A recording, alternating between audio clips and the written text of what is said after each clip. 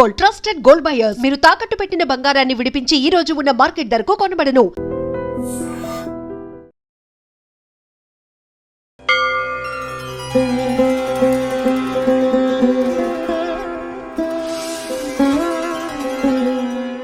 అందరికీ నమస్కారం. శ్రీ తిరుమల తిరుపతి దేవస్థానంలో మనం ఉన్నాము. తిరుమల తిరుపతి దేవస్థాన ప్రధాన అర్చకులు వేణుగోపాల దీక్షితులు గారితో మనం ఈరోజు ఉన్నాము. ఎంతోమంది ఎంతో ప్రాణప్రదంగా కొలిచే స్వామివారి గురించి కొన్ని ధర్మ సందేహాలు స్వామివారిని అడిగి తెలుసుకుందాము. నమస్కారం స్వామి. నమో వెంకటేశాయ. స్వామి, చాలామంది కూడా బాలాజీ అన్న, శ్రీ వెంకటేశ్వర స్వామి అన్న ఉపవాసాలు దీక్షలు చేస్తూ ఉంటారు. శనివారం వచ్చింది అంటే పూజ చేయకుండా ఏదైనా తీసుకునే వాళ్ళు కూడా ఉండరు. మన హైందవ మతంలో అంత సాంప్రదాయాలు ఉన్నాయి. అసలు మన స్వామి కొండ మీద ఎలా వెలిసారు, ఇక్కడికి ఎలా వచ్చారు, మా అందరికి తెలియజేయండి స్వామి. ఓం నమో వెంకటేశాయ. శ్రీ వెంకటాచలాధీశం శ్రీ అధ్యాసిత వక్షసం శ్రీచచేతన మందారం శ్రీనివాసం అహం భజే. శ్రీ వైకుంఠ విరక్తాయ స్వామి పుష్కరిణీ తటే రమయ రమమానాయ వెంకటేశాయ మంగళం. శ్రీ వెంకటేశ్వర స్వామివారు కలియుగ ప్రత్యక్ష దైవంగా, కోట్లాది మంది భక్తుల కొంగు బంగారంగా స్వామివారు అనేక కోట్ల మంది భక్తులకు అనుగ్రహాన్ని ప్రసాదిస్తూ వారందరూ స్వామివారి అనుగ్రహంతో వారి వారి కోరికలు నెరవేరి తిరిగి స్వామివారి దివ్యమంగళ స్వరూపాన్ని తిరుమల క్షేత్రంలో స్వామివారిని దర్శించుకొని పరమ పునీతులు అవుతూ ఉంటారు. స్వామివారు ఈ కలియుగాంత వరకు భక్తులను రక్షించడానికి భూలోకంలో అవతరించడానికి ముందు మునులు ఋషులందరూ కూడా స్వామివారి వైకుంఠానికి వెళ్ళి శ్రీ మహావిష్ణువును వేడుకుంటారు.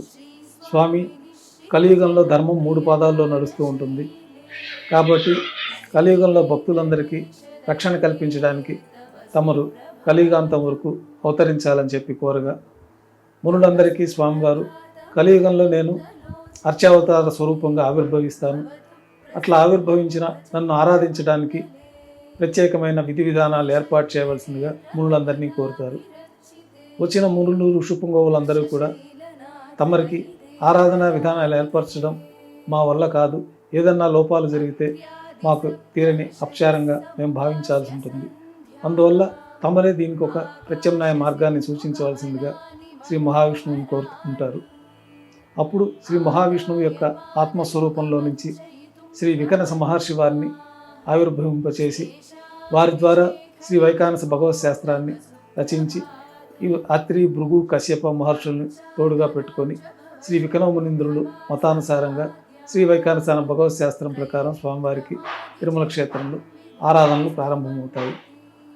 అర్చావతార స్వరూపంగా తిరుమలలో ఆవిర్భవించడానికి శ్రీ మహావిష్ణువు వైకుంఠం నుంచి శ్రీ వైకుంఠ విరక్తాయ స్వామి పుష్కరిణీ తటే రమయ రమమానాయ వెంకటేశాయ మంగళం అన్న శ్లోకాన్ని అనుసరించి స్వామివారు వైకుంఠంలో విరక్తి చెంది భక్తులందరినీ రక్షించడానికి కలియుగంలో తిరుమల క్షేత్రంలో ఆవిర్భవించడానికి ముందు తనకి నిత్య సేవకుడైనటువంటి నిత్య సూర్యుల్లో ఒకడైన గరుత్మంతుల వారికి తనకు ఆవాసం ఏర్పరచడానికి తగిన ఏర్పాటు చేయమని కోరగా, వైకుంఠంలోని శ్రీ మహావిష్ణువు యొక్క అత్యంత ప్రీతిపాత్రమైన క్రీడాద్రి పర్వతాలను తీసుకుని వచ్చి ఈ భూలోకంలో మనకి శ్రీ వరాహస్వామి వారి అనుమతితోటి ఇక్కడ ప్రతిష్ఠించడం జరుగుతుంది. ఆ యొక్క క్రీడాద్రి పర్వతాలే నేడు శ్రీ వెంకటాచల పర్వతాలు. ఆ క్రీడాద్రి పర్వతాలను గరుత్మంతుల వారు భూలోకంలో ప్రతిష్ఠించిన తర్వాత పద్మావతి పరిణయార్థమై శ్రీ వెంకటేశ్వర స్వామి వారు శ్రీ మహావిష్ణువు భూలోకంలోకి వచ్చి పద్మావతి అమ్మవారిని పరిణయం చేసుకున్న తర్వాత అర్చావతార శాలిగ్రామ శిలాస్వరూపంగా శ్రీ వెంకటేశ్వర స్వామి వారు తిరుమల క్షేత్రంలో శ్రీ వరాహస్వామి వారి అనుమతితోటి ఆవిర్భవిస్తారు. అందుకు ముందుగా శ్రీ వరాహస్వామి వారికి ఒక విన్నపం చేసుకుంటారు. కలియుగాంతం వరకు భక్తులను రక్షించడానికి తిరుమల క్షేత్రంలో నేను ఉంటాను, దానికి మీరు స్థలం ఇచ్చినందుకు ప్రతిఫలంగా ముందుగా మీకు ఆరాధనలు, ముందుగా మీకు నైవేద్యాలు, పూజలు, శ్రీ వరాహస్వామి పుష్కరిణిలో స్నానం ఆచరించడం, శ్రీ వరాహస్వామి వారిని దర్శించుకున్న తర్వాత నన్ను దర్శించుకున్నతో వారికి సంపూర్ణ వెంకటాచల దర్శన ఫలితం దక్కుతుందని చెప్పి తెలియజేయడం జరుగుతుంది. ఆ ఒడంబడికను అనుసరించి నేటికి కూడా శ్రీ వరాహస్వామి వారికే ముందుగా ఆరాధనలు, నైవేద్యాలు జరుగుతూ ఉంటాయి. కలియుగ ప్రత్యక్ష దైవంగా శ్రీ వెంకటేశ్వర స్వామి వారు స్వామి పుష్కరిణికి దక్షిణ నైరుతిలో వెలిసినట్లు ఆగమ శాస్త్రాలు, పురాణాల ద్వారా తెలుస్తూ ఉంది. ఈ కలియుగ ప్రారంభంలో భూమండలం కింద ఉన్నటువంటి శ్రీ వెంకటేశ్వర స్వామి వారిని అర్చించడానికి గోపీనాథ దీక్షితులు అనే మా వంశ మూలపురుషుడు శ్రీ వరాహస్వామి వారికి ఆరాధన చేసుకుంటూ ఉంటారు. వారికి స్వప్నంలో కనపడి స్వామివారి యొక్క వరాహస్వామి ఆలయానికి దక్షిణ నైరుతిలో నా యొక్క శిలాస్వరూపం అర్చావతార స్వరూపంగా ఉన్నది, దాన్ని తీసి మీరు ఆరాధించవలసిందిగా ఆజ్ఞాపిస్తారు. శ్రీ గోపీనాథ్ దీక్షితుల వారు ఆ యొక్క దక్షిణ నైరుతి భాగంలో చింత చెట్టు కింద ఉన్న పుట్టల కింద ఉన్నటువంటి శ్రీ వెంకటేశ్వర స్వామివారి అర్చావతార స్వరూపాన్ని పాలతో అభిషేకించి వెలికి తీసి శ్రీ వైకానస భగవత్ శాస్త్రం ప్రకారం స్వామివారిని ప్రతిష్ఠించి స్వామివారికి ఆవాసంగా అప్పట్లో ఒక చిన్న పందిరిలాగా ఏర్పాటు చేసుకొని స్వామివారిని ఆరాధించుకుంటూ వస్తూ ఉన్నారు. అట్లా కలియుగాంత వరకు భక్తులను రక్షించడానికి శ్రీ వెంకటేశ్వర స్వామివారిగా తిరుమల క్షేత్రంలో శ్రీవారు ఆవిర్భవించారన్నది మనకి పురాణాలు ఆగమ శాస్త్రాల ద్వారా తెలుస్తుంది. కృతయుగంలో, త్రేతాయుగంలో, ద్వాపర యుగంలో స్వామివారి యొక్క పరిపూర్ణ అనుగ్రహం పొందాలంటే ఎంతో కఠినమైన తపస్సులు, ఎంతో కఠినమైన యజ్ఞ యాగాదులు చేస్తే కానీ స్వామివారి యొక్క అనుగ్రహం లభించదు. కలియుగంలో ఈ ధర్మం 3 పాదాల్లో ఉంటుంది కాబట్టి సులభంగా స్వామివారి నామ సంకీర్తనతోటి, స్వామివారి దర్శనంతో యజ్ఞయాగాదులు చేసిన ఫలితాలు కలుగుతాయన్నది మనకి పురాణాల ద్వారా తెలుస్తూ ఉన్నది. స్వామి, అలాగే స్వామివారికి ప్రతిరోజు కూడా ఎలాంటి కైంకర్యాలు జరుగుతూ ఉంటాయి? ప్రత్యేకమైన పూజలు ఏం జరుగుతూ ఉంటాయి స్వామి? తిరుమల క్షేత్రంలో అర్చావతార స్వరూపంగా ఆవిర్భవించినటువంటి శ్రీ వెంకటేశ్వర స్వామి వారికి శ్రీవారి ఆలయంలో నిత్యం శ్రీ వైకానస భగవత్ శాస్త్రోక్తమైన విధానంలో నిత్య కైంకర్యాలు, పూజలు నిర్వహిస్తూ ఉంటారు. సుప్రభాత సేవతోటి స్వామివారి యొక్క పూజా కార్యక్రమాలు ప్రారంభమవుతాయి. బంగారు వాకిల్లో వేద పండితులు సుప్రభాత శ్లోకాలు, ప్రపత్తి పఠనం చేస్తూ ఉంటారు. ప్రతిరోజు ఏకాంత సేవలో ఉన్నటువంటి శ్రీ వెంకటేశ్వర స్వామివారి ప్రతిరూపమైనటువంటి భోగ శ్రీనివాసమూర్తి వారిని మేల్కొల్పి వారిని గర్భాలయంలో జీవస్థానంలో వేంచేపు చేసి స్వామివారు భూలోకానికి వచ్చిన మొట్టమొదటిసారిగా గోక్షీరాన్ని ఆహారంగా స్వీకరించారు కాబట్టి ఆ యొక్క ప్రతీకను అనుసరించి స్వామివారికి దారోష్ణమైన గోక్షీరము, నవనీతము నైవేద్యంగా సమర్పించి కర్పూర నీరాజనంతో మనకి విశ్వరూప దర్శనం అంటే సుప్రభాత సేవకు వచ్చిన వారందరికీ దర్శనం ప్రారంభమవుతుంది. వారి యొక్క దర్శనం పూర్తయిన తర్వాత స్వామివారికి తోమాల సేవ ప్రారంభమవుతుంది. తోమాల సేవ అంటే దేవతామూర్తులందరికీ, గర్భాలయంలో ఉన్న దేవతామూర్తులందరికీ మనం నిత్యం ఏ విధంగా అయితే కాళ్ళు చేతులు కడుక్కొని దంతధావనం చేసుకొని ముఖ ప్రక్షాళనం చేసుకొని స్నానం ఆచరిస్తాము, ఈ విధమైన ప్రక్రియలన్నీ కూడా శ్రీ వైకానస భగవత్ శాస్త్రంలో చెప్పబడిన విధంగా ప్రత్యేకమైన మంత్రాలతోటి ఈ యొక్క క్రియా విధానాలన్నీ కూడా ఋషులు ఏర్పాటు చేసి ఉన్నారు. ఆ ప్రకారంగా స్వామివారికి తోమాల సేవ అనే యొక్క పూజా కార్యక్రమంలో ముందుగా స్వామివారి ప్రతిరూపమైనటువంటి భోగ శ్రీనివాసమూర్తి వారికి ఉపచారాలు సమర్పించి, నిత్యం మనం మూలమూర్తికి అభిషేకాలు జరపలేం కాబట్టి మూలవర్లకు ప్రతినిధిగా శ్రీ భోగ శ్రీనివాసమూర్తికి పాలు, పరిమళ ద్రవ్యాలు, కుంకుమ పువ్వు మొదలైన పవిత్రమైన ద్రవ్యాలతోటి స్వామివారికి పురుష సూక్త పఠనంతో అభిషేకం గావిస్తారు. తర్వాత భోగ శ్రీనివాసమూర్తి వారికి అలంకరించి స్వామివారి పాదాల వద్ద జీవస్థానంలో ప్రతిష్ఠించి, మూలమూర్తికి అభిషేకాలు ఇవన్నీ చేయలేం కాబట్టి వారి యొక్క పాదాలను తీసుకొని ప్రత్యేకమైన ఉపచారాలు సమర్పించి వారికి మంత్రస్నానంగా అభిషేకాన్ని జరిపించడం, తిరిగి పాదాలని స్వామివారి యొక్క పాదపద్మములను సమర్పించడం, తర్వాత శాలిగ్రామాలకి విశేషంగా అభిషేకాన్ని గావించడం. శాలిగ్రామాల అభిషేకం పూర్తయిన తర్వాత బంగారు పంచపాత్రలో శుద్ధ జలాన్ని నింపుకొని శ్రీ మహావిష్ణువు యొక్క శక్తిని దేవతామూర్తులందరికీ ప్రత్యేకమైన మంత్రాలతోటి, భగవత్ శాస్త్రంలో చెప్పిన విధి విధానాలతోటి వారికి అందరికీ ఆవాహన గావించటం, వారికి పాద్యము, అర్ఘ్యము, ఆచమనము, దంతధావనము, మంత్ర స్నానాలను సమర్పించి స్వామివారికి ఉత్సవమూర్తులకి కొత్త పుష్పమాలికలతోటి ప్రతినిత్యం అలంకారం జరుగుతుంది. పుష్పమాలికలతో అలంకారం పూర్తయిన తర్వాత చతుర్వేద మంత్రాలతోటి మంత్రపుష్పాన్ని సమర్పిస్తారు. తర్వాత నక్షత్ర హారతి, కర్పూర హారతితోటి తోమాల సేవ పూర్తవుతుంది. ఇది ప్రాతకాల ఆరాధనలో పూర్తవుతుంది. తిరుమల క్షేత్రంలో కలియుగ వైకుంఠంలో కలియుగంతం చక్రవర్తిగా శ్రీ మహారాజుగా శ్రీ వెంకటేశ్వర స్వామి వారు ఉన్నారు కాబట్టి వారికి మహారాజు భోగాలతోటి ప్రత్యేకంగా కొలువు అనే కార్యక్రమాన్ని బంగారు వాకిల్ లోపల ప్రతినిత్యం తోమాల సేవ అనంతరం వైభవంగా నిర్వహిస్తారు. ఈ కొలువులో మహారాజు దర్బారులో స్వామివారికి విన్నవించుకున్న విధంగా బంగారు సింహాసనం పైన కొలువు శ్రీనివాసమూర్తి వారిని వేంచేపు చేసుకొని వారికి రాజోపచారాలు సమర్పించి ఆ రోజు తిథి, వార, నక్షత్రాలు అట్లా పంచాంగ శ్రవణాన్ని స్వామివారికి వినిపించి ఉండి యొక్క ఆదాయ వివరాలు స్వామివారికి తెలియపరచడం, స్వామివారి ఆలయంలో స్వామివారి ద్వారా నిర్వహించబడుతున్న ఆలయాల్లో విశేషమైన ఉత్సవాలు ఏవైనా ఉంటే వాటన్నిటినీ స్వామివారికి తెలియపరిచి స్వామివారి అనుజ్ఞ తీసుకోవడం. ఈ సందర్భంగా స్వామివారికి నువ్వుల పొడి, సొంటి, బెల్లము కలిపిన మిశ్రమాన్ని నైవేద్యంగా సమర్పించడం, నవనీత నైవేద్యంగా సమర్పణతోటి కర్పూర నీరాజనంతో ఈ కొలువు పరిసమాప్తం అవుతుంది. తర్వాత స్వామివారికి ప్రతినిత్యం సహస్రనామార్చన నిర్వహిస్తారు. 1000 నామాలు పఠిస్తూ ఉండగా తులసి దళములతోటి శ్రీవారి దివ్య పాద పద్మాలకి సహస్రనామార్చన పూర్తి అవుతుంది. నక్షత్ర హారతి, కర్పూర హారతితోటి ఈ సహస్రనామార్చన కైంకర్యం పూర్తి అవుతుంది. తర్వాత ప్రాతకాల నైవేద్యాల్లో భాగంగా అన్నప్రసాదాలు, ప్రత్యేకమైన పన్యారాలు, లడ్డు కూడా ప్రసాదాలను స్వామివారికి నైవేద్యంగా సమర్పించి తర్వాత భక్తులని సర్వదర్శనానికి అనుమతిస్తారు. ఈ విధంగా ప్రాతకాల సుప్రభాత సేవ నుంచి ఉదయం కైంకర్యాలన్నీ ఈ ప్రకారం అనునిత్యం స్వామివారికి అనాది కాలంగా మన పెద్దలు నిర్ణయించి శ్రీ వైకానస భగవత్ శాస్త్రం ప్రకారం శ్రీ విక్రమమునీంద్రుల వారు నిర్ణయించిన ప్రకారం స్వామివారికి ఈ ఆరాధనలన్నీ పూర్తి అవుతాయి. భక్తుల సర్వదర్శనం అనంతరం మాధ్యాహ్నిక ఆరాధన కార్యక్రమాల్లో భాగంగా బంగారు పంచపాత్రలను శుద్ధి చేసుకుని స్వామివారికి ఉత్సవమూర్తులకి ఉపచారాలు సమర్పించి ప్రత్యేకంగా స్వామివారి యొక్క తులసి దళములతోటి అష్టోత్తర శతనామావళితోటి అర్చన గావించి మాధ్యాహ్నిక నివేదనలు ఆరగింపు చేయబడతాయి. తర్వాత తిరిగి మళ్ళా భక్తుల్ని యథావిధిగా సర్వదర్శనానికి అనుమతిస్తారు. ఉత్సవమూర్తులు ఆ యొక్క కామ్యోత్సవాల కోసమై, భక్తుల యొక్క సేవల కోసమై ఉత్సవమూర్తులు 2వ గంట పూర్తయిన తర్వాత బంగారు తిరిచిపైన వేంచేస్తారు. మేళతాళాలతో ఊరేగింపుగా విమాన ప్రదక్షిణంగా కళ్యాణ మండపానికి చేరుకుంటారు. ప్రతినిత్యం స్వామివారికి నిత్య కళ్యాణం పచ్చతోరణంలాగా స్వామివారికి అనునిత్యం లక్షలాది మంది భక్తులు కళ్యాణోత్సవాన్ని జరిపించుకొని వారి యొక్క కోరికలు, కొత్త దంపతులు, కళ్యాణం కావలసిన వారు, ఇతర కామ్యాలు ఉన్న వారంతా కూడా స్వామివారి కళ్యాణోత్సవ సేవలో పాల్గొని స్వామివారి అనుగ్రహాన్ని పొంది స్వామివారి యొక్క పరిపూర్ణ అనుగ్రహాన్ని ప్రసాదిస్తారు. ఈ కళ్యాణోత్సవం చేసుకున్న వారికి కళ్యాణోత్సవం జరుగుతుంది. కళ్యాణోత్సవం పూర్తయిన తర్వాత ఊంజల్ సేవ అనే ఊంజల్లో సేవ కార్యక్రమాన్ని అద్దాల మండపంలో వైభవంగా నిర్వహిస్తారు. తర్వాత ఆర్జిత బ్రహ్మోత్సవాన్ని నిర్వహిస్తారు. ఆర్జిత బ్రహ్మోత్సవం తర్వాత సాయంకాలం సహస్ర దీపాలంకరణ సేవ, ప్రతినిత్యం 1000 దీపాలతో అలంకరించబడి ఉన్న సహస్ర దీపాలంకరణ సేవ మండపానికి ఉభయ దేవేరులతో శ్రీ మలయప్ప స్వామివారు వేంచేస్తారు. వేదం, గానం, నాదం నడుమ వైభవంగా సహస్ర దీపాలంకరణ సేవ జరుపుకుంటారు. నక్షత్ర నీరాజనము, కర్పూర నీరాజనంతో దీపాలంకరణ సేవ పూర్తి అవుతుంది. సాయంకాలం తిరువీధి ఉత్సవంలో భక్తులను అనుగ్రహించి తిరిగి ఆలయానికి చేరుకుంటారు.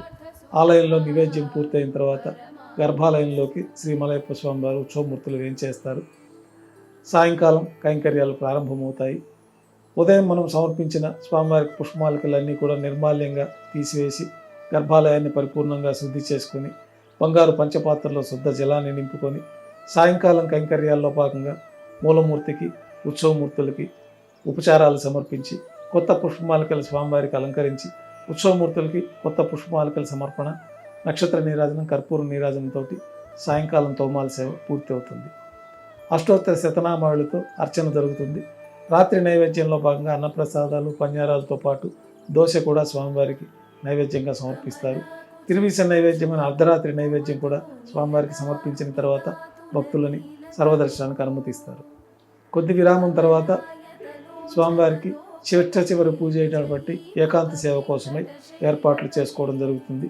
దర్శనాలు పూర్తయిన తర్వాత గర్భాలయాన్ని శుద్ధి చేసుకొని రాత్రి సమర్పించిన పుష్పమాలికలన్నీ మూలమూర్తికి, ఉత్సవమూర్తులకి సమర్పించిన పుష్పమాలికలన్నీ సల్లింపు చేసుకొని గర్భాలయాన్ని పరిశుభ్రంగా శుభ్రం చేసుకొని బంగారు పంచపాత్రల్లో బ్రహ్మ దేవతలందరూ కూడా వచ్చి స్వామివారికి ఆరాధన చేస్తారని, చతుర్ముఖ బ్రహ్మదేవులు వారి కలియుగాంతం వరకు స్వామివారికి ఆరాధన జరుపుకుంటారని పురాణాల ప్రకారం అనుసరించి బంగారు పంచపాత్రల్లో ఆ చతుర్ముఖ బ్రహ్మదేవుల యొక్క ఆరాధన కోసమే తీర్థాన్ని మనం సమర్పించి ఏకాంత సేవలో భాగంగా కౌతుకబేరమైనటువంటి శ్రీ భోగ శ్రీనివాసమూర్తి వారిని బంగారు పట్టు పాన్పు పైన పరుండబెట్టి ఏకాంత సేవలో భాగంగా దారోష్ణమైన గోక్షీరము, పాలు, పండ్లు నైవేద్యంగా సమర్పించి కర్పూర నీరాజనంతో చిట్ట చివరి సేవ అయినటువంటి ఏకాంత సేవ పూర్తి అవుతుంది.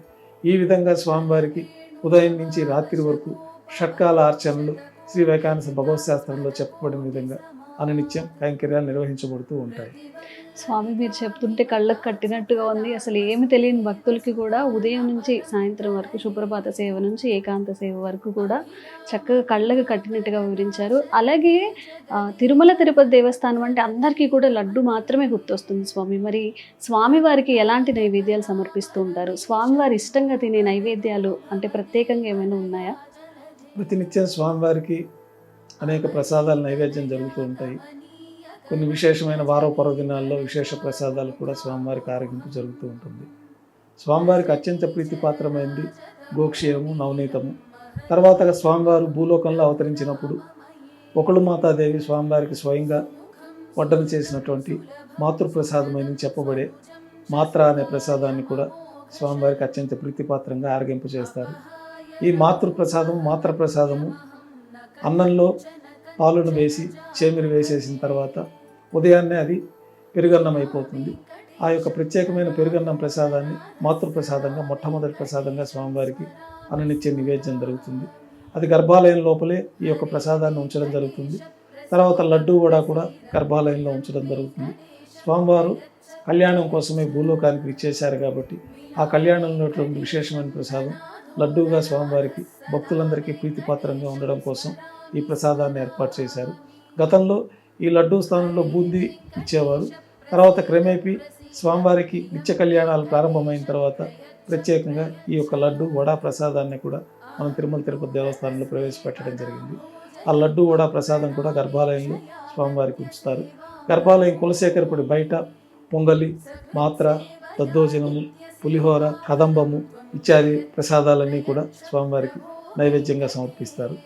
మాధ్యాహ్నిక నైవేద్యంలో స్వామివారికి ప్రత్యేకంగా సీరా ప్రసాదాన్ని కూడా నైవేద్యంగా సమర్పిస్తూ ఉంటారు. ఇక రాత్రి నైవేద్యాలలో భాగంగా స్వామివారికి దోశ అనే ప్రసాదాన్ని కూడా స్వామివారికి ఇతర అన్న ప్రసాదాలతో పాటు ఆ ప్రసాదాన్ని కూడా నైవేద్యంగా సమర్పిస్తారు. గురువారం నాడు స్వామివారికి విశేషంగా అన్నకూటోత్సవాన్ని తిరుమల క్షేత్రంలో శ్రీ వైకానస భగవత్ శాస్త్రం ప్రకారం వైభవంగా నిర్వహించడం జరుగుతుంది. ఈ అన్నకూటోత్సవంలో భాగంగా బంగారు వాకిల్లో గరుడాల్వారికి ముందుగా వెండి పీఠం పైన సుమారు 450 కిలోల పరిమాణంలో తింత్రిణీ రసాన్నం అంటే పులిహోరని రాశిగా పోసి దాన్ని 8 దిక్కుల శిఖరములుగా ఏర్పాటు చేసి పుష్పాలతోటి, కొబ్బరి చిప్పలతోటి, నారికేల అర్థఫలములు చేర్చ ఆ యొక్క అన్నకూటాన్నంతా కూడా అలంకరణ గావించి స్వామివారికి సమర్పించబడి ఉన్న తిరువాభరణాలన్నీ కూడా శుక్రవారం అభిషేకం ఏర్పాట్లలో భాగంగా మూలమూర్తికి అనునిత్యం సదా సమర్పణలో ఉన్నటువంటి కిరీటము, కర్ణపత్రాలు, శంకుచక్రాలు, కటిహస్తము, వరదహస్తము, ఇతర శాలిగ్రామ హారాలు, తులసిపత్ర హారము, అష్టోత్తర హారము, సహస్రనామ మాలలు, ఆభరణాలన్నీ కూడా సళ్ళింపు చేసి శ్రీవారి యొక్క తిరునామాన్ని నేత్రములు కనిపించే విధంగా అర్ధభాగాన్ని తొలగించి నేత్ర దర్శనంగా అలంకరించి ఆ నేత్ర దర్శనంలో ప్రారంభంలోనే ఈ అన్నకూటాన్ని స్వామి దర్శించుకున్న విధంగా స్వామివారికి ఎదురుగా ఈ అన్నరాశి అన్నకూటాన్ని ఏర్పాటు చేసి ప్రత్యేకంగా స్వామివారికి అన్నకూటోత్సవంగా నైవేద్యంగా సమర్పిస్తారు. ఈ 2వ గంట నైవేద్యంలో భాగంగా ఈ అన్నకూటంతో తింత్రిణీ రసాన్నంతో పాటు స్వామివారికి జిలేబీ, మురుకు, లడ్డు, వడ, ఇతర ప్రసాదాలు కూడా నైవేద్యంగా సమర్పించి నైవేద్యం పూర్తయిన తర్వాత అన్నకూటం చుట్టూ ఏర్పాటు చేసిన త్వరను తొలగించి తిరుప్పావడి సేవలో భాగంగా వేద పండితులు బంగారు బాకిల్లో శ్రీనివాస గద్య పఠనం చేస్తారు. ఈ గద్య పఠనం పూర్తయిన తర్వాత బంగారు బాకిల నుంచి మూలమూర్తికి కర్పూర నీరాజనం, అట్లాగే అన్నరాశికి కర్పూర నీరాజన సమర్పణతోటి ఈ తిరుప్పావడి సేవ పూర్తవుతుంది. ఈరోజు సాయంత్రం వరకు స్వామివారిని భక్తులు నేత్ర దర్శనం అలంకారంలో దర్శించుకుంటారు. స్వామివారి ఆభరణాలు ఏమీ లేకుండా దోవతి, ఉత్తరీయము, స్వామివారి తిరునామాల్లో స్వామివారి నేత్రములు కనిపించే విధంగా ముఖమండలంలో ఈ తిరునామాన్ని కూడా మనం దర్శించుకోవచ్చు. గురువారం సాయంత్రం స్వామివారికి విశేషంగా పూలంగి సేవను నిర్వహిస్తారు. ఈ పూలంగి సేవలో భాగంగా స్వామివారికి ఉపచారాలన్నీ సమర్పించి కొత్త పుష్పమాలికలన్నీ తీసుకుని వచ్చి స్వామివారి దివ్యమంగళ స్వరూపం అంతా పూర్తిగా కవర్ అయ్యే విధంగా స్వామివారికి పుష్పమాలికలతోటి అలంకారం జరుగుతుంది. ఈ పూలంగి సేవలో భాగంగా స్వామివారికి అన్నప్రసాదాలు, పన్యారాలు, దోశ నైవేద్యంగా సమర్పించిన తర్వాత భక్తులని గురువారం రోజు సాయంత్రం భక్తులందరూ కూడా స్వామివారిని పూలంగి దర్శనం అలంకారంలో దర్శించుకుంటారు. తిరిగి రాత్రి ఏకాంత సేవతోటి ఈ పుష్పమాలికలన్నీ చల్లింపు చేయడం జరుగుతుంది. గురువారం రోజు స్వామివారికి ఈ విధంగా విశేషమైన ఆరాధనలు, విశేషమైన అలంకారాలతో స్వామిని దర్శించుకోవచ్చు. స్వామి, అలాగే స్వామివారి ఆభరణాలు కూడా శ్రీకృష్ణదేవరాయలు గారు చేయించారని చెప్పి అప్పటి నుంచి కూడా నాకు ఇది కావాలి అని స్వామివారు అడిగి మరీ చేయించుకున్నారు అనేది ఒక కథ ద్వారా మేము తెలుసుకున్నాము. అసలు స్వామివారికి ఎలాంటి ఆభరణాలు అంటే ఈరోజు ఈ అలంకరణ, ఇలాంటి అలంకరణలు, అలాగే భక్తులు సమర్పించాలంటే స్వామివారికి ఇష్టమైన ఆభరణాలు ఏంటి స్వామి? శ్రీ మహావిష్ణువు అలంకార ప్రియుడు. స్వామివారి సాక్షాత్తు వైకుంఠం నుంచి కలియుగాంతం వరకు భక్తులను రక్షించడానికి తిరుమల క్షేత్రంలో ఆవిర్భవించారు. అట్లా ఆవిర్భవించిన అర్చావతార స్వరూపానికి మనం గతంలో చెప్పుకున్న విధంగా గోపీనాథ్ దీక్షితులనే మా మూల పురుషుడు స్వామివారికి ఆచ్ఛాదనగా తిరుమలలో ఒక పందిరి వేసి స్వామివారికి ఆరాధన చేసుకుంటూ వస్తూ ఉన్నారు.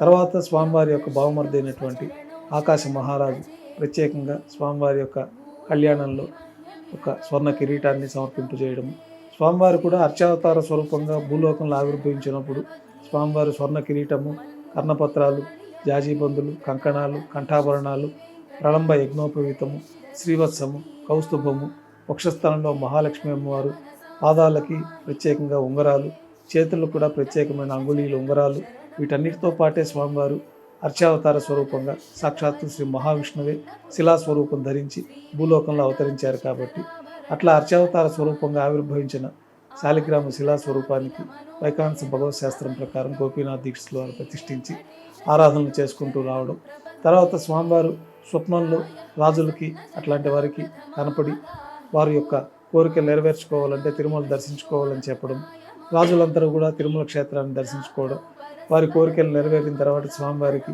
అంచెల వారీగా ముందు 2-3 శతాబ్దాల్లో గర్భాలయాన్ని నిర్మించడం జరిగింది.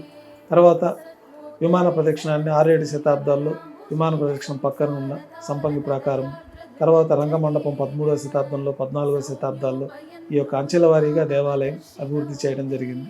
అనేక మంది రాజులు స్వామివారి యొక్క పరిపూర్ణ అనుగ్రహం పొందిన తర్వాత విశేషంగా స్వామివారు మహావిష్ణు స్వరూపం కాబట్టి, శ్రీ మహావిష్ణువు ఆభరణాల అలంకార ప్రియుడు కాబట్టి ప్రత్యేకంగా స్వామివారి యొక్క శిలాస్వరూపంలో నమూనాలలో ఏ విధంగా అయితే ఉన్నదో అదేవిధంగా ఆభరణాలను తయారు చేయించడం జరుగుతూ ఉన్నది. అనేక మంది రాజులు, అనేక మంది భక్తులు కూడా అనేక రకాలుగా స్వామివారికి అన్నిత్యం ఆభరణాలు నేటికి సమర్పిస్తూనే ఉన్నారు. నేటికి కూడా అనేక మంది భక్తులు స్వామివారికి విశేషంగా స్వామివారి కటిహస్తము, వరదహస్తము, శంకుచక్రాలు, స్వర్ణ కిరీటము, రత్న కిరీటాలు, ఇతర ఉత్సవమూర్తులకు ప్రత్యేకమైన రత్నాలతో కిరీటాలు, వివిధ ఆకృతుల్లో వివిధ కిరీటాలను సమర్పించడం, ఉత్సవమూర్తులకు కూడా వివిధ రకాలైన ఆభరణాలు, హారములు సమర్పించడం జరుగుతూ ఉన్నది. స్వామివారికి అనేక రకాలైన ఆభరణాలు, మూలమూర్తి కూడా అనేక రకాలైన ఆభరణాలు ఉన్నాయి. అయితే అన్నీ ఒకే సెట్టు, ఒకే పరిమాణంలోనే స్వామివారికి సమర్పించడం జరుగుతుంది. ఆ యొక్క ఆభరణాల ఆ క్రమం ప్రకారమే స్వామివారికి అన్నిత్యం మనం సమర్పణ జరుగుతూ ఉంటుంది. ప్రత్యేకమైన ఆభరణాలన్నీ విశేషమైన పర్వదినాలలో స్వామివారికి బంగారు కిరీటం బదులుగా రత్న కిరీటాలు, రత్నాల శంకుచక్రాలు, రత్నాల భుజకీర్తులు, రత్నాల కర్ణపత్రాలు, రత్నాల కటిహస్తము, రత్నాల వరదహస్తము, రత్నాల సూర్యకటారి, ఈ విధంగా విశేషమైన రత్నాభరణాలన్నీ కూడా స్వామివారికి సమర్పించడం జరుగుతుంది. ప్రత్యేకంగా బ్రహ్మోత్సవాలు, ఇతర ప్రత్యేకమైన పర్వదినాల్లో స్వామివారికి ఈ రత్నాభరణాలతోటి, ఆస్థానాలప్పుడు కూడా ఈ రత్నాభరణాలతోటి మూలమూర్తికి అలంకారం జరుగుతుంది. స్వామి, అలాగే చాలా తీర్థాలు కూడా మనకి ఇక్కడ ఉన్నాయి. మనం అక్కడికి వెళ్ళి సందర్శించాలి అంటే ఏ ఏ రోజులు ప్రధానంగా మనం అక్కడికి వెళ్ళి దర్శించుకోవచ్చు స్వామి? తిరుమల క్షేత్రంలో శ్రీ వైకుంఠం నుంచి తీసుకొచ్చిన క్రీడార్థి పర్వతమైన పవిత్రమైన ఈ తిరుమల క్షేత్రంలో అనేక రకమైన కోట్ల తీర్థాలు ఉన్నాయి. ఆ తీర్థాలన్నీ కూడా శ్రీ వరాహస్వామి పుష్కరంలో కలుస్తూ ఉంటాయన్నది మనకి పురాణం. అందుకే స్వామి పుష్కరంలో స్నానం ఆచరిస్తే సమస్త తీర్థాల్లో చేసిన స్నానం అంత పుణ్యఫలం లభిస్తుందన్నది మనకి పురాణాల ద్వారా తెలుస్తుంది. ముఖ్యంగా కొన్ని తీర్థాలు మటుకే మన తిరుమల తిరుపతి దేవస్థానం ద్వారా తుంబురు తీర్థము, ఒక పౌర్ణమి రోజున ఆ తుంబురు తీర్థం కోటేని ప్రత్యేకంగా తిరుమల తిరుపతి దేవస్థానం వారు అక్కడ తుంబురు తీర్థంలో ఉన్నటువంటి స్వామివారికి అభిషేకం గావించడం, అక్కడ ప్రత్యేకమైన ఆరాధన జరపడం జరుగుతుంది. గతంలో అన్ని తీర్థాల్లోకి అందరూ వెళ్ళే అవకాశం లభించేది. ప్రస్తుతం తిరుమల తిరుపతి దేవస్థానం భక్తుల రక్షణార్థం అక్కడ అడవి మృగాలు, పులులు సంచరిస్తూ ఉండడం భక్తులకి ఇబ్బంది కలుగుతుందనే విధానంలో ఆ యొక్క పరిమితమైన విశేష పర్వదినాల్లో మాత్రమే ఈ తీర్థాల సందర్శనకు అనుమతిస్తూ ఉన్నారు. అట్లాగే చక్ర తీర్థము, కుమారధార తీర్థము, తుంబురు తీర్థము, నారద తీర్థము, ఇట్లా అనేక రకాలైన తీర్థాలు, శేష తీర్థము, ఇట్లాంటి తీర్థాలన్నీ కూడా తిరుమల క్షేత్రంలో అనేక తీర్థాలు ప్రవహిస్తూ ఉంటాయి. అనేక తీర్థాలకు అనేకమైన విశేషమైన ఫలితాలు కూడా పురాణాల్లో చెప్పబడి ఉన్నది. ఆ యొక్క తీర్థాలన్నీ కూడా మనం వెళ్ళి స్నానం చేయలేకపోతే స్వామి పుష్కరంలో స్నానం చేస్తే సమస్త తీర్థాలలో చేసిన స్నాన ఫలితం స్వామి పుష్కరిణి స్నానంతో కలుగుతుందన్నది భక్తుల విశ్వాసం. స్వామి, అలాగే చివరిగా ఒక్క ప్రశ్న. చాలామంది భక్తులు ఒక్కసారి, కొన్ని కోట్ల మంది భక్తులు స్వామివారిని దర్శించుకుంటే చాలు, ఒక్కసారి కనిపిస్తే చాలు మాకు దర్శనం అని అనుకునే వాళ్ళు చాలామంది ఉన్నారు. మీరు చాలా నాళ్ళుగా కూడా స్వామివారికి పూజలు చేస్తున్నారు, అంటే వంశపారంపర్యంగా కూడా మీరు స్వామివారికి అర్చకత్వం వహిస్తున్నారు, చాలా పుణ్యం చేస్తున్నారు స్వామి. దీని గురించి ఏమైనా మాట్లాడతారు? కలియుగ ప్రత్యక్ష దైవంగా ఉన్నటువంటి శ్రీ వెంకటేశ్వర స్వామి వారు సాక్షాత్తు మహావిష్ణు స్వరూపం. వైకుంఠం నుంచి భూమికి దిగి వచ్చి శాలిగ్రామ శిలా స్వరూపంగా అర్చావతార స్వరూపంగా ఆవిర్భవించారు. అట్లాంటి అర్చావతార స్వరూపానికి నిత్యం ఒక పసిపిల్లవానికి సేవలు చేసినట్టు సేవ చేసే భాగ్యాన్ని మా కుటుంబీకులకు లభించడం పూర్వజన్మల పుణ్య ఫలితం. భగవంతుని అనుగ్రహంతో ఈ యొక్క ప్రత్యేకమైన సేవా కైంకర్యాలు చేసుకునే భాగ్యాన్ని 4 కుటుంబాలకి లభించడం భగవద్ అనుగ్రహంగా భావిస్తూ ఉంటాము. ఈ పరంపర సుమారు 50-60 తరాల ముందు నుంచి జరుగుతున్నట్టు మనకి పురాణాల ద్వారా తెలుస్తుంది. గోపీనాథ దీక్షితులు స్వామివారిని ఈ కలియుగ ప్రారంభంలో ఆవిర్భవింపజేయడం, వైకానస భగవత్ శాస్త్రం ప్రకారం స్వామివారిని ప్రతిష్ఠించడం, తర్వాత ఆ పరంపరలో కొనసాగుతూ అదే విధానాన్ని పూర్వీకులు చేస్తున్న ఆచార సాంప్రదాయాల్ని శాస్త్రాన్ని అనుసరించి పెద్దలు చెప్పిన విధంగానే మేమందరం తరతరాలుగా స్వామివారి సేవా కైంకర్యాలు చేసుకుంటూ ఉన్నాం. 4 కుటుంబాల్లో నేటికి సుమారు 50 మందికిగా వర్ధిల్లి ఈ కుటుంబం అంతా దినదిన ప్రవర్ధమానంగా పెరిగి 50 మంది 4 కుటుంబీకులు నేటికి స్వామివారి కైంకర్యాలు అనిత్యం ఉదయం సుప్రభాత సేవ నుంచి స్వామివారిని నిద్ర మేల్కొల్పి ఒక తల్లి బిడ్డకి ఏ విధంగా అయితే సేవ చేస్తుందో ఆ విధంగా వైకానస భగవత్ శాస్త్రం ప్రకారం ఆ మంత్ర అనుష్ఠానాన్ని కూడా నేర్చుకొని ఆ విధి విధానాలన్నీ మన పూర్వీకుల ద్వారా నేర్చుకొని స్వామివారికి అనునిత్యం సేవలు చేసే భాగ్యం ఆ తల్లిదండ్రుల జన్మలో కడుపులో మనం జన్మించడం, తద్వారా మనకి ఈ స్వామి సేవా భాగ్యం లభించడం మా పూర్వజన్మ ఫలితంగా మేము భావిస్తూ ఎంతో భక్తి శ్రద్ధలతోటి పెద్దలు చెప్పిన విధి విధానాలు ఆచార సాంప్రదాయాలతోటి అనునిత్యం లోకక్షేమం కోసం స్వామివారిని ఆరాధిస్తూ ఉంటాము. ఇదంతా కూడా చెప్పలేని అనుభూతి మా యొక్క పెద్దల ద్వారా మాకు లభించిన అదృష్టంగా మేము భావిస్తూ ఉంటాము. శ్రీ వైకుంఠ విరక్తాయ స్వామి పుష్కరిణి తటే రమయ రమమానాయ వెంకటేశాయ మంగళం. కలియుగ ప్రత్యక్ష దైవంగా శ్రీ మహావిష్ణువు సాక్షాత్తు శ్రీ వెంకటేశ్వర స్వామి వారిగా కలియుగాంతం వరకు భక్తుల రక్షణార్థం తిరుమల క్షేత్రంలో ఆవిర్భవించారు. అట్లా ఆవిర్భవించిన అర్చావతార స్వరూపానికి సాక్షాత్తు చతుర్ముఖ బ్రహ్మదేవుల వారే ప్రతిరోజు ఏకాంత సేవల స్వామివారికి సకల దేవతలు ఈ యొక్క తిరుమల క్షేత్రానికి వచ్చి తిరుమల క్షేత్రంలోనే సమస్తమైన దేవతామూర్తులందరూ గంధర్వులు, కిన్నెరులు, కింపురుషులందరూ కూడా రకరకాల రూపాల్లో అదృశ్య రూపంలో స్వామివారిని సేవించుకుంటూ ఉంటారు. స్వామివారికి ప్రత్యేకంగా సంవత్సరంలో ఒకసారి ఈ తిరుమల క్షేత్రంలో ఆవిర్భవించిన కన్యామాసం శ్రవణ నక్షత్రం రోజున స్వామివారు తిరుమల క్షేత్రంలో అర్చావతార స్వరూపంగా ఆవిర్భవించారు.